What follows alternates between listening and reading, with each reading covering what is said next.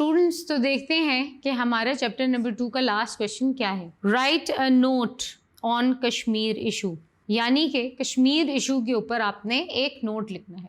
Students इसका जवाब आपकी बुक में पेज नंबर 33 में मौजूद है.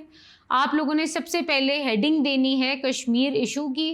आपने इसके अंदर ये भी मेंशन करना है कि रेड क्लिफ अवार्ड्स की वजह से जो डिमार्केशन है वो प्रॉपर्ली नहीं हो सकी. जूनागढ़ के बारे में आपने लिखना है कि किस तरह वो इंडियन टेरिटरी में उसको शामिल कर दिया गया, जिसकी वजह से उन्हें लैंड रूट की एक्सेस हो गई कश्मीर तक, और जिसकी वजह से फर्दर प्रॉब्लम्स जो हैं वो क्रिएट कर दिए गए. स्टूडेंट्स, मैं उम्मीद करती हूँ कि आप लोगों को हमारी जो एक्सरसाइज है चैप्टर नंबर 2 की वो अच्छे से समझ आ गई होगी. क्वेश्चंस को बहुत ध्यान से पढ़ के सॉल्व कीजिएगा. हमारे आप लेक्चर्स भी सुन सकते हैं चैप्टर नंबर 1 और चैप्टर नंबर 2 के अच्छी तरह ध्यान से.